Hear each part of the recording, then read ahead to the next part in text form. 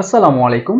আমি Iqbal Mohsin, English language field আমার এই ইউটিউব চ্যানেলে আপনাদেরকে স্বাগত।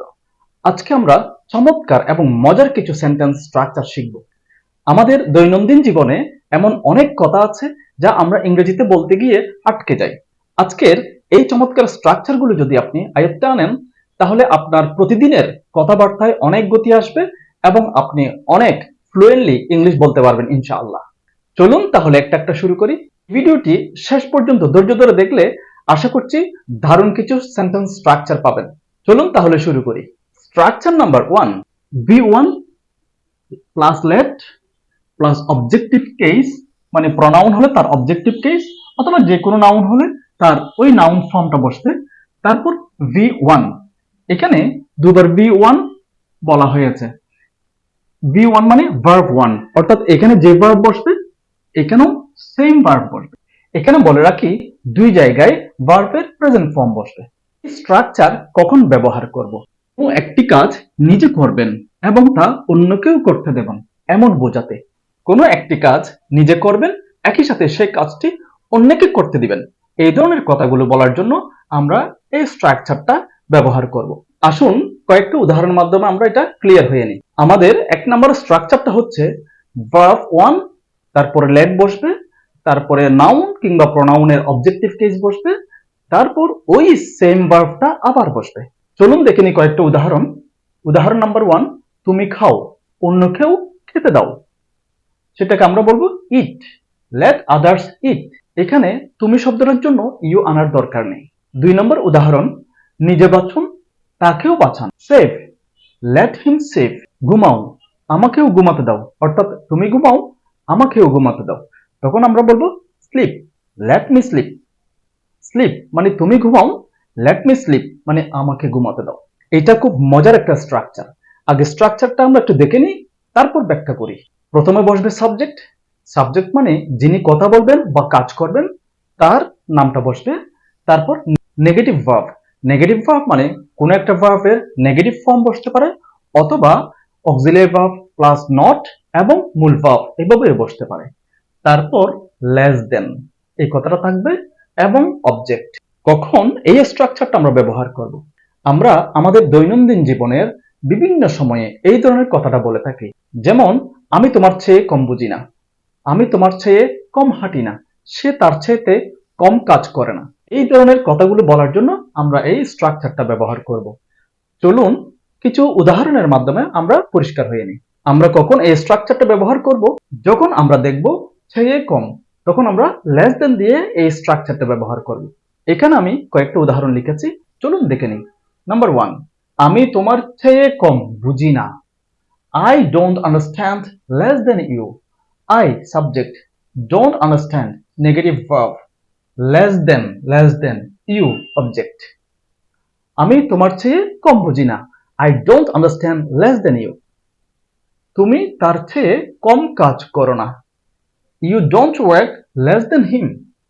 You subject, don't work negative verb, less than হলো him object. নাম্বার 3, রহিম করিমের চেয়ে কম দৌড়াতে পারে না। রহিম can't run, রহিম দৌড়াতে পারে না। লেস দেন চেয়ে কম, করিমের চেয়ে। 2 নম্বর স্ট্রাকচারটা আমরা বুঝতে পারলে 3 নম্বরটা আমরা খুব সহজে বুঝতে পারবো। 2 নম্বরটা হচ্ছে কম বোঝাতে আর 3 নম্বর স্ট্রাকচার হচ্ছে বেশি বোঝাতে। আমি তোমার চেয়ে কম বুঝি না, এরকম যদি হয় তখন আমরা 2 নম্বর স্ট্রাকচারটা ফলো করব। আর আমি তোমার চেয়ে বেশি বুঝি, আমি তোমার চেয়ে বেশি জানি, আমি তোমার চেয়ে বেশি করি, আমি তোমার চেয়ে বেশি ঘুমাই, আমি তোমার চেয়ে বেশি দৌড়াই, এই ধরনের কথা বলার জন্য আমরা এই স্ট্রাকচারটা ফলো করব। স্ট্রাকচারটা একটু দেখে নেই। শুরুতে সাবজেক্ট, যিনি কথা বলবেন বা কাজ করবেন তার নাম বসবে। তারপর পজিটিভ ভার্ব বসবে, এখানে নেগেটিভ ভার্ব কিংবা নট আনতে হবে না। তারপর মোর দেন বসবে, বেশি বোঝাচ্ছে সেই জন্য। তারপর যার সাথে তুলনা করে কথাটা বলা হচ্ছে তার অবজেক্টিভ ফর্ম বসবে। চলুন আমরা কিছু এক্সাম্পলের মাধ্যমে বিষয়টা আরেকটু পরিষ্কার হয়ে নেই। 1 নম্বর উদাহরণ, আমি তোমার চেয়ে বেশি জানি। চেয়ে বেশি, চেয়ে বেশি, চেয়ে বেশি, এই ধরনের কথার জন্য আমরা মোর দেন দিয়ে এই স্ট্রাকচারটা ফলো করব। আবার বলছি, এক্সাম্পল 1, আমি তোমার চেয়ে বেশি জানি। I know more than you, আমি তোমার চেয়ে বেশি দেখি। I see more than you, আমি তোমার চেয়ে বেশি কাজ করি। I work more than you. Structure number 4, আরেকটা মজার স্ট্রাকচার। স্ট্রাকচারটা হলো সাবজেক্ট বসবে, তারপর ফিল লাইক, তারপর একটা ভার্ব বসবে, সেই ভার্বের সাথে আইএনজি যুক্ত করতে হবে। কখন আমরা এই স্ট্রাকচারটা ব্যবহার করব? আমাদের প্রতিদিনকার জীবনে আমরা অনেক সময় এই ধরনের কথা বলি যে আমার এটা করতে মন চাচ্ছে, আমার এটা খেতে মন চাচ্ছে, আমার বেড়াতে যেতে মন চাচ্ছে, আমার ঘুমাতে মন চাচ্ছে, আমার চা খেতে মন চাচ্ছে, আমার একটু বিশ্রাম নিতে মন চাচ্ছে। এই ধরনের কথাগুলো আমরা প্রায়শই বলে থাকি। এই ধরনের কথা বলার জন্য আমরা এই স্ট্রাকচারটা ব্যবহার করতে পারি। আসুন কিছু উদাহরণের মাধ্যমে আমরা একটু ক্লিয়ার হয়ে নিই। উদাহরণ নাম্বার 1, আমার ঘুমাতে মন চাচ্ছে অথবা ইচ্ছে করছে। আমরা মন চাচ্ছেও বলতে পারি, ইচ্ছে করছেও বলতে পারি। তখন আমরা বলবো I feel like sleeping. I হচ্ছে সাবজেক্ট, ফিল লাইক বসলো স্ট্রাকচার অনুযায়ী এবং মূল ভাব যেটা তার সাথে আইএনজি যুক্ত হয়ে গেছে। 2 নম্বর উদাহরণ, তার ক্রিকেট খেলতে মন চাচ্ছে বা ইচ্ছে হচ্ছে। He feels like playing cricket. এখানে ফিলে পরে এস যুক্ত হয়েছে যেহেতু সাবজেক্ট থার্ড পারসন এবং সিঙ্গুলার নাম্বার। 3 নম্বর উদাহরণ, আমার বিশ্রাম নিতে মন চাচ্ছে বা ইচ্ছে হচ্ছে। I feel like taking rest. Structure number 5, চমৎকার একটা স্ট্রাকচার। শুরুতে বসবে ইট ইজ নো ইউজ, তারপর একটা ভার্ব বসবে, তার সাথে আইএনজি যুক্ত হবে। কোনো একটা কাজ করার দরকার নেই বোঝাতে আমরা এই স্ট্রাকচারটা ব্যবহার করব। আমরা প্রায়ই বলি এই কাজটা করার দরকার নাই, সেখানে যাওয়ার দরকার নাই, খেলার দরকার নাই, ঘুমানোর দরকার নাই, হাঁটার দরকার নাই, বসার দরকার নাই, খাওয়ার দরকার নাই। এই ধরনের কথাগুলো বলার জন্য আমরা এই স্ট্রাকচারটা ফলো করতে পারি। চলুন কিছু উদাহরণের মাধ্যমে আমরা পরিষ্কার হয়ে নিই। 1 নম্বর উদাহরণ, কাজটি করার দরকার নেই।